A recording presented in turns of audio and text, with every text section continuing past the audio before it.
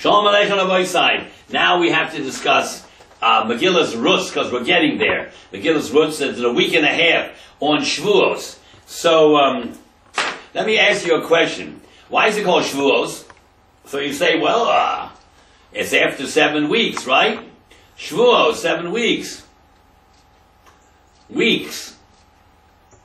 But why doesn't the Torah tell you what's the date?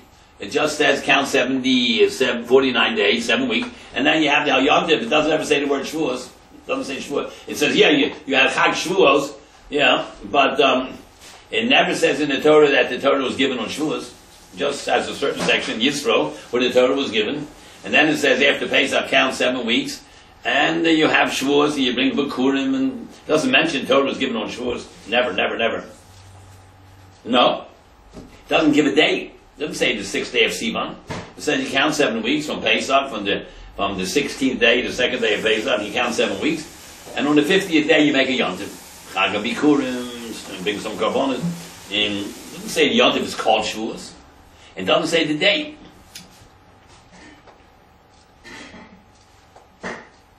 Pesach it does say. It says on the 14th of Pesach Hashem. And then the next part it says Yom Chamisha, also the 15th day, Chag HaMatzos. And on Rosh Hashanah, it doesn't say anything. It says on the first day of the 7th month, blow the shofar. What day is that? What? Why don't you tell me it's Rosh Hashanah, the beginning of the year? No, the first day of the 7th month, you blow the shofar. Why don't you tell me it's Rosh Hashanah? Why don't you tell me it's Yom Hadin, even if you don't have the shofar? It's Yom Hadin for a man, woman, and child, Jew, Gentile, rain, animals, the planet, the whole universe, what wars are going to happen this year. Why don't you tell me that the first day of Sivan, of Tishrei, is Rosh Hashanah? Why you leave the name out? Rosh Hashanah, no, you don't tell me that. Or Yom Hadin, which is 1,000 times more important than shofar. Why don't you tell me that Shavuos, the name Shavuos, or Matan Torah was given then. Yom Kippur you do mention. You say Yom Kippurim. Sukkot you do mention. Pesach you do mention. Chag HaMatzos you do mention. Why is it that Shavuos you don't say it's the day Torah was given, the date? You don't say it's Chag HaShavuos. You say the Shavuos you count 7 weeks. And why Rosh Hashanah? Don't you tell me it's Rosh Hashanah? Just tell me you blow the shofar. Yeah. Why don't you tell me Yom Hadin, judgment for all human beings. Shavuos, the day the Torah was given. Why do you leave out these two things? Let me tell you something. Between Shavuos and Rosh Hashanah, there's a holiday going to be in the future. It's called Tisha B'Av. It's going to be a future holiday, you know that.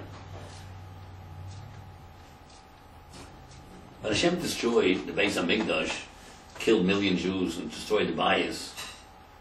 That looks to any sane person that God abandoned us. Done with us. We're finished, destroyed the temple, and destroyed the Jewish people, and we're done, and he doesn't want nothing more to do with us. And it looks like that, doesn't it? Doesn't it like that? Mm-hmm. So if you think that, what a mistake you're making. You might think, well, we don't have to keep the Torah anymore. The deal is broken. We're broken. The deal is broken. Excuse me. A deal is broken. And therefore we don't have to give a din.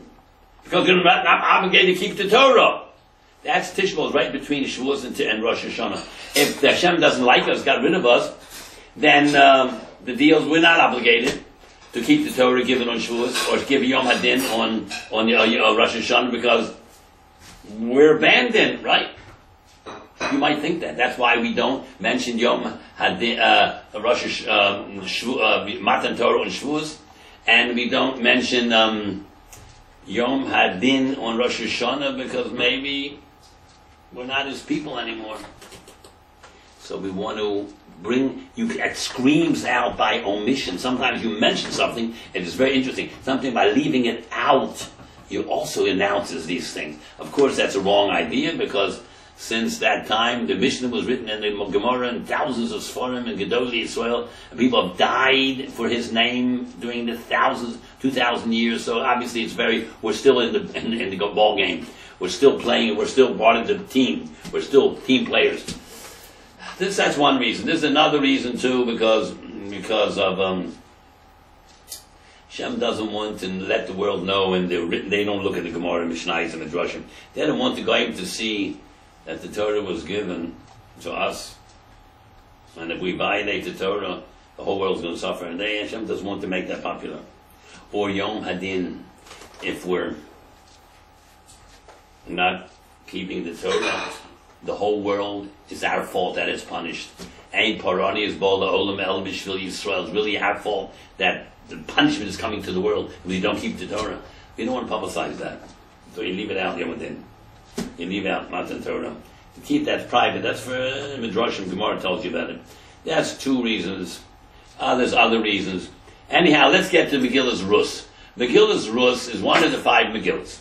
I want to ask 3 questions. How come we only make a bracha on one of them? Esther. Why? On Esther only.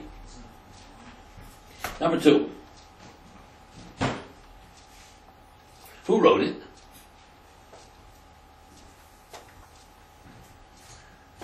When was it written? And how many Vasukim does it have? These are major questions. Let me tell you something. You know why it doesn't have a bracha? Because minhagim don't have brachas. All the Megillas are minhagim except Esther, which is one of the 7 mitzvahs d'Rabbanan. The 7 mitzvahs d'Rabbanan, Megillah, Chanukah lights, making brachas, all brachas, washing your hands, making benching. No, benching is the rice. Washing your hands for motzi, making brachas, Megillah, Friday night lights for a woman, mitzvah rabbanon, the Friday night lights and the Chanukah lights, and Hallel on Yom Tovim, and Megillah, and Erev Tavshilin, and brachas. All right, there's 7 mitzvah rabbanon. And Megillas Esther is one of them. So that's why we don't make a bracha on the others. Also, how come Megillas Esther is read at the end of the davening, after Kriyas Torah, and Eicha is read at the end, all the others before Kriyas Torah? You know why? Because people, since it's only a minute, people might leave at the end of davening, so you make it before Kriyas Torah. Because Kriyas Torah should come first. You know, Todir Sheina Todir Todir Kodem. So why do you make the Megillah from first, which you read one day a year, and Torah, which you read 3 times a week, 4 times a week, Monday, Thursday, Shabbos morning, and Shabbos afternoon? That should come first. Answer is no. You have to read the 3 of the 5 Megillas first, because people might leave because you don't make a bracha on them, and it's only a minute. But Megillas Esther is a mitzvah d'Rabbanan, therefore we make a bracha, and therefore they won't leave because the mitzvah d'Rabbanan. And Eicha, you read at the end, and don't no bracha, because nobody's going to leave, because it's usher to work on Tisha B'Av till Chatzos. Now let's get to the Megillas Rus. So we said, one question, why there's no bracha on Rus? And number 2, when was it written? Well, it was written 77 years after the story happened. How old was Boaz when he got married? Rus, 80, and how she was 40. The marriage lasted 1 night, and then he died, because he had accomplished his life's purpose, to make her pregnant with Obed, who had Yishai, who had David. Shlomo, Mashiach comes from that line. He was the son of Boaz, one of the Shoftim, number 10 out of 15 Shoftim. They lived in the first 379 years before there was any kings. So he was, Boaz was the father, great-grandfather of David. Mashiach comes from that line. And Rus was 40. And Rus came from Moab. And Moab comes, the name Moab, Me'ah, from my father, the daughter of Lot, had relations with him, incestual relation, father and daughter. So it's a mamzer. So how can Mashiach come from a mamzer nation? And there's no mamzer amongst Goyim, only amongst Yisrael. So that doesn't make a difference. She was a Giyures, one of the holiest women that ever lived. And Rus is 606. And there was another Ger, who was a great man, his name was Yisro, also have 606 in it. And Yisro had a Yud plus 606. Which means Yisro, you cannot become a Jew unless you keep the 7 mitzvahs b'nei Noach. Right? And 7 plus 606, he makes you a full Yid.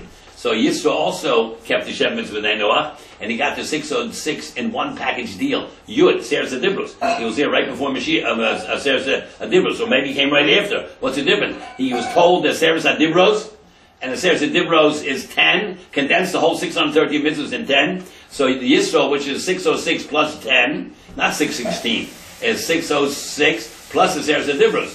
And that's how he got to 606. And through the Seres Adibros, he already kept 7. So Yisro, which was the father of Moshe, and Rus, which is almost the same name, the great-grandmother of Mashiach, have the name 606. Okay, now, there's 85 Pesukim in Megillas Rus. You know why? And every single one starts with a Vav. 8, every one plus minus 8. 77 Pesukim starts with a Vav, and 8 do not. Why is that? Because it says she wanted to marry a man, a Friel Yid, who had a bris on the 8th day. Every Yid has a bris on the 8th day. She wanted a man who controlled himself totally. So that night, when they were together, when she crawled into his bed, he controlled himself not to touch her, even though he had every reason why he could do it. And the Gemara asks, who is greater? Boaz, who controlled himself all night, or Yosef, who was confronted by that woman, Aisha's Potiphar? She said, Shikva me, split with me. And he had a heter, there was no kedushin amongst Goyim, and he was a young man, and for years he was in jail there, and she said, I know you and me are going to be Gan Eden together, which is true. Her daughter, Osnas, was in Gan Eden with Yosef, that's his wife. And no, he ran away after 1 minute encounter, and Boaz all night was controlling himself, so against Rus not to touch her. And the Gemara says that Boaz is greater. He had greater amount of self-control. Boaz, in him is strength. Beis Vav is 8. Oz is 77. 77 of the 85 Pesukim start with a Vav. 8 of the 85 start with no Vav. She wanted a man who controlled himself totally. That Indian of Bris. Wow. My, and tell you another gigantic little secret of the Torah. 85 is Pei, Po. The opposite of 85 is 58. David HaMelech, he's going to come. Ben David or Ben David, Mashiach. David Melech, he saw Chai V'Kayim. He's here. Po. David, who was a grandson of Bet Rus, killed Arpa's grandson, Goliath. And that section over there in Shmuel Aleph, Yud Zion, that talks about Goliath, doesn't have 85 Pesukim, it has 58. And 58 is Noch, to rest, means death. And Po is here, alive. 85, David Melech, he is here and alive, he's coming soon. That's 85, Po, he's here, the great-grandson of David. But the great-grandson of Arpa is dead. David killed him and his 3 brothers. Look at Shmuel Aleph over there. And that's Noch. Noch means to rest. Interesting, isn't it? You get the 30 questions of Megillas Rus online, Torah anytime. Well, right here. You go there and you print it down. Look, it says here. 85. Question number 9. How many Pesukim are there in the Megillah? And what's the second reason for this? How many Pesukim in the Megillah? 58 Pesukim. 85 Pesukim, Pei, which means here. And that was 85. 58, Noch, which means death. Pesukim about Goliath, David killed him and his 3 brothers, who were children of Arpa. Look, Shmuel Aleph Yud Zion, which has 58 Pesukim, just opposite of 85 on this subject. 85 is opposite of 58. Living is opposite of death. And also the second reason I gave you, 85 and only 8 don't start with the Vav. At 77. Vav, Beis, Vav, 6 is 8. And Uz is 77. 8 of the 85 don't start with a Vav, but 77 do. And Shmuel HaNavi wrote it 77 years after the marriage of Rus and Boaz, and the marriage lasted 1 night. That's all they needed to marry. Needed to be. You want to go through all the 30 questions of Rus, go to, while you're there, TorahAnytime.com, print it, and then you can get the 26 questions of Shuas, and the 49 sevens, 49 things in the Torah that are 7, and a whole bunch of other questions about Spheres Omer and Shavuos, other things about Shavuos. Rabbi side, we're finished with the little shir on Megillas Rus. I hope we see each other somewhere, or you at least print this down. You can print all you want. I give you permission to print whatever you want of Rus and Sphira and Shavuos, anything. And okay, we're finished. Zayk Zun, have a good